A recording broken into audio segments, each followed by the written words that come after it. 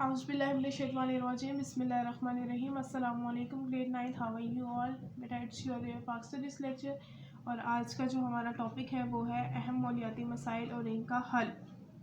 یہاں سب سے پہلے انہوں نے ماحول کی ڈیفینیشن دی ہوئی ہے۔ ماحول سے مراد کسی جاندار کے ارد گرد کا وہ علاقہ جو اس جاندار کی زندگی اور اس کی سرگرمیوں کو متاثر کرے ماحول کہلاتا ہے۔ ماحول میں طبعی خدوخال، آب و ہوا، مٹی، قدرتی نباتات وغیرہ شامل ہیں، انسانی زندگی پر گہرا اثر ڈالتے ہیں۔ انسان کی وہ تمام سرگرمیاں جو وہ کسی علاقے میں سر انجام دیتا ہے، چاہے وہ معاشی ہو، سیاسی، سماجی، مذہبی، معاشی یا اقتصادی قدرے، قدرتی ماحول ان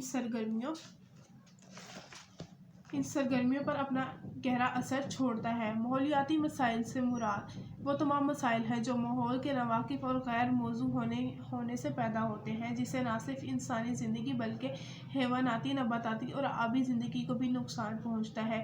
انسانی زندگی کی ابتدا میں انسانی وسائل اور ضروریات محدود تھیں، لیکن جیسے جیسے انسان ترقی کرتا گیا اس کی ضروریات میں اضافہ ہوتا گیا۔ اپنی بڑھتی ہوئی ضروریات کو پورا کرنے کے لیے اس نے قدرتی وسائل کا بہت زیادہ استعمال کرنا شروع کر دیا۔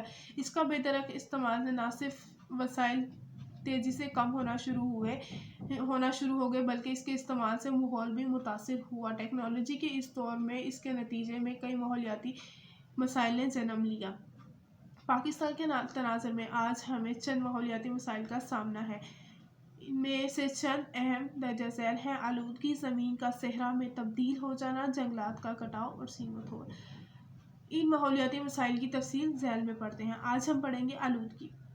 موجودہ دور میں جہاں سائنسی ترقی نے انسان کے لیے بے پناہ سہولیات مہیا کی ہیں، اس کے ساتھ ساتھ کچھ ایسے عوامل بھی پیدا کیے ہیں جن کی وجہ سے ماحول کو شدید نقصان پہنچ رہا ہے۔ ان تمام میں سب سے اہم ماحولیاتی آلودگی ہے۔ کسی ایسی چیز کا ماحول میں شامل ہو جانا جو نہ صرف انسان بلکہ جانوروں کے لیے بھی نقصان دہ ہو، وہ ماحولیاتی آلودگی کہلاتی ہے۔ ماحولیاتی آلودگی کی 3 اقسام ہیں: ہوائی آلودگی، زمینی آلودگی اور آبی آلودگی۔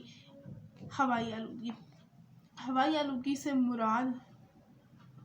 مراد ہوا میں نقصان دہ گیسوں کی مقدار میں اضافہ، مثلاً کاربن ڈائی آکسائیڈ، سلفیورک ایسڈ، فیکٹری اور گاڑیوں سے نکلنے والے دھوؤں سے ہوا میں نقصان دہ گیسوں کا اضافہ، جس کی وجہ سے قدرتی ماحول کو نقصان پہنچ رہا ہے، اوزون کی تہ کا ختم ہونا اور زمینی درجہ حرارت کا بڑھنا، جسے گلوبل وارمنگ کہتے ہیں۔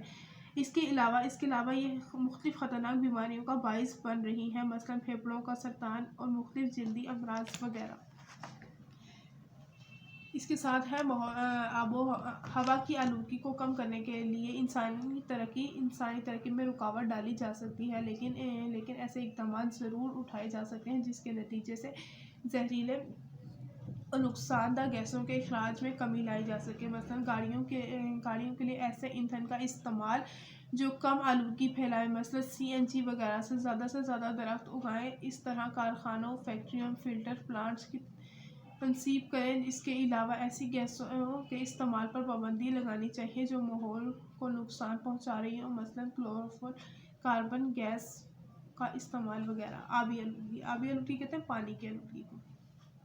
آبی آلودگی سے مراد پانی میں مختلف زہریلے کیمیکلز کا شامل ہونا۔ فیکٹریوں سے خارج ہونے والے پانی میں بے شمار نقصان دہ کیمیکلز شامل ہوتے ہیں جو کہ دریاؤں، نہروں اور سمندر کا حصہ بنتے ہیں۔ اس کے علاوہ زیر زمین پانی بھی مختلف قسم کے کیڑے مار ادویات اور کیمیائی کھادوں کے استعمال سے آلودہ ہو جاتا ہے۔ یہ نہ صرف انسانی زندگی کے لیے خطرناک بلکہ نباتات، آبی حیات کہتے ہیں پانی میں رہنے والے جانور، نباتات، پودوں کو بھی نقصان پہنچاتا ہے۔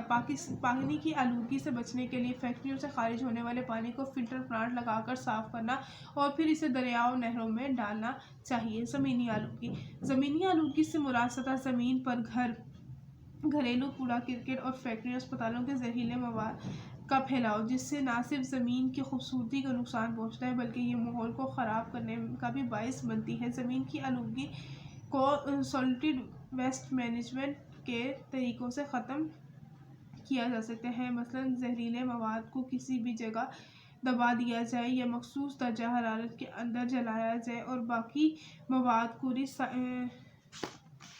ری سائیکلنگ کے عمل سے گزار کر دوبارہ استعمال کے قابل بنایا جائے۔